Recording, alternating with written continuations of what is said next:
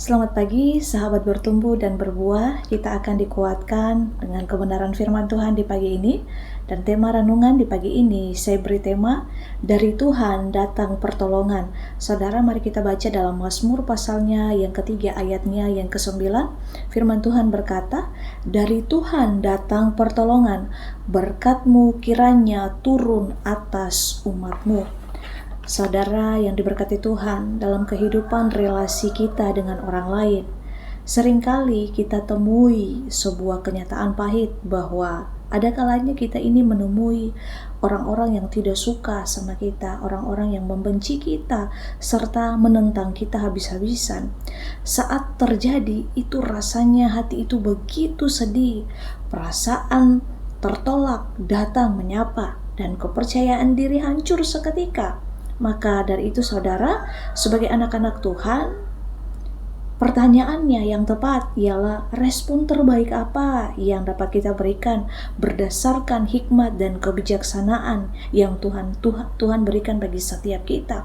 Respon apa yang kita berikan ketika kita mengalami hal demikian? Nah, sebagaimana firman Tuhan di pagi ini saudara menggambarkan relasi tersebut, yakni ketika Raja Daud, dia melarikan diri, dia lari dari kejaran anaknya yaitu Absalom. Dan Absalom ini mengkudeta ayahnya sendiri. Upaya tersebut ini membuat Daud ini terdesak hingga dia melarikan diri.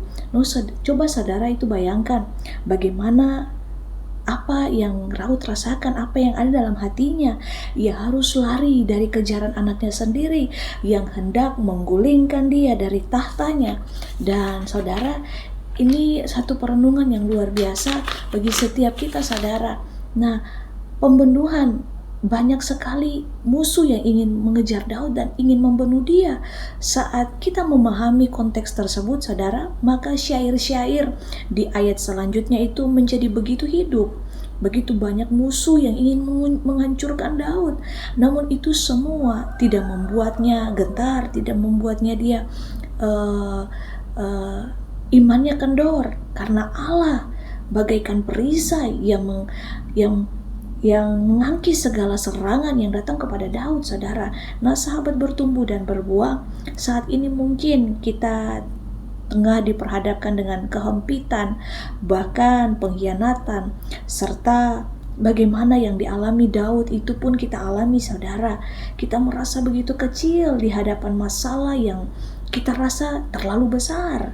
Nah, puji syukur saudara kepada Tuhan. Melalui firman Tuhan di pagi ini, Tuhan mau mengingatkan, mau meneguhkan setiap kita bahwa jangan kita takut. Apapun yang kita hadapi saat ini, persoalan sebesar apapun yang mungkin kita rasa itu sudah tidak lagi membuat kita ini punya semangat hidup, sudah tidak ada lagi pengharapan.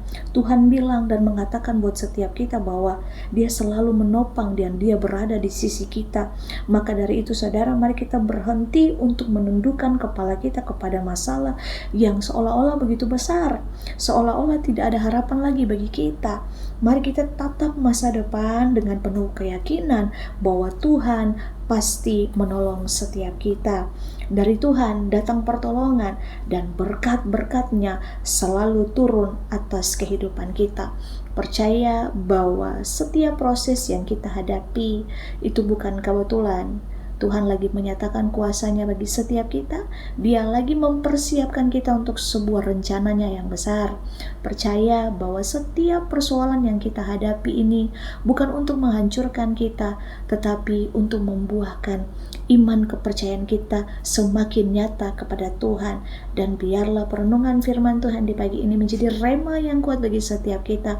Percaya kepada Tuhan dengan segenap hati, dan kita harus tahu bahwa Tuhan tidak akan pernah meninggalkan kita. Pertolongan kita datangnya daripada Tuhan. Dia benteng keselamatan kita, Dia gunung batu kita. Jangan takut, percaya bahwa apapun persoalan yang kita hadapi, Tuhan sanggup memberikan jalan keluar, dan Dia selalu menyatakan kuasa-Nya yang heran dalam kehidupan kita. Immanuel.